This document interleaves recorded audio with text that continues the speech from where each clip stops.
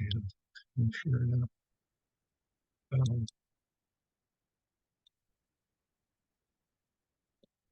okay, so that's our goal. Y minus k squared equals 4 times p times x minus h. And so we want to move the x terms over to the other side of the equal sign. Um, so add 12x minus 13 to both sides of the equal sign.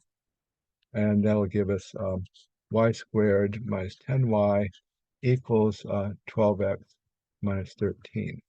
And then we want to do what's called the method of completing the square. We want to make the left side into a perfect square.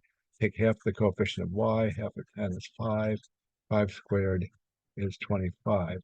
Add 25 to both sides of the equal sign to make this into a perfect square. Y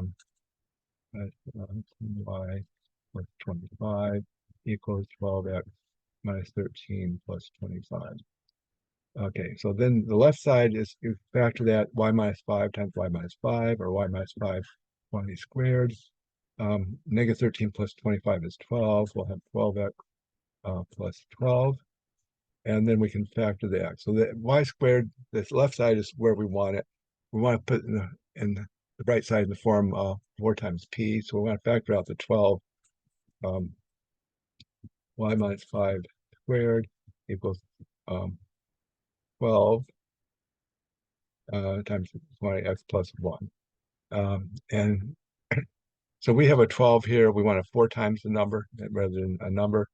So 4 times what number is 12? Well, 4 times 3 is 12. So we can write this 4 times 3. We want an x minus a number. We can put in a double negative. We have a plus the number, but we can make it into negative. And now we have it in the form that we want it in, where we can identify the features. K is 5, P is 3, H is -1. So this is a parabola.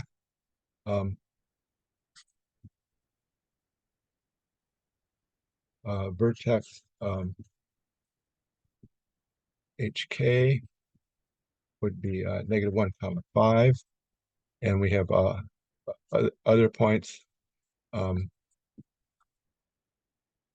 H plus P, comma, K plus or minus 2P will also be points on the parabola. We always want to, in a WebAssign, you always want to do the vertex first. And then you have to do one other point. So this will be H plus P. It's going to be -1 plus 3, comma, 5 plus or minus 2 times 3. -1 plus 3 is 2.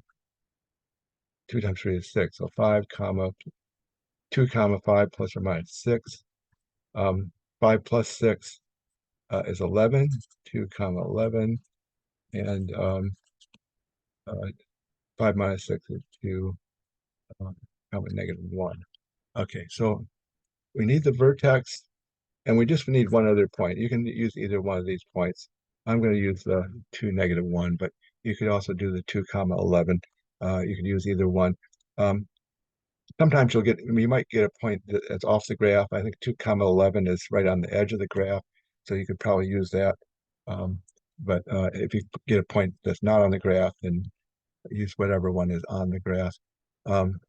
Okay, so then we have, with that information, then we can go into our graphing utility and see if I can find. Okay, let me see if I can. Okay, try it.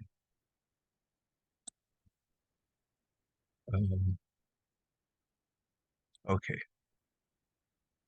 Okay, so now I'm sharing my other screen. So this is what it looks like in WebAssign. And so we want to first click on the parabola shape, and then we have a choice. We want a parabola that opens up or down, or we want a sideways parabola. And because we have a y squared, we're going to want the sideways parabola here. So click on, so if you have an x squared, then you would click on the the one that's up and down twice. But here we have a sideways parabola. Um, so um, so click on, after you click on the parabola shape, then click on the sideways parabola. And now it should show the sideways. And then we want to do the vertex first. So our vertex was -1 comma 5. So it's one to the left up 5. And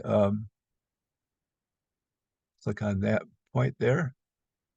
Um, and then the second point, um, again, do the vertex first. You have to do that one first. Second point, I'm going to use 2 comma -1. You could also use 2 comma 11. That's right on the edge of the graph there. I'll use 2 comma -1, 2 to the right down 1. And then WebAssign fills in the graph for you. And then you can check your answer. Let's check our score here.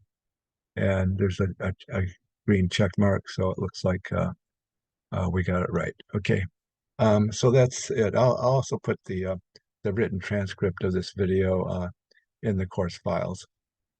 And that concludes this presentation. Um, and, uh, so I'm going to stop my share and stop recording.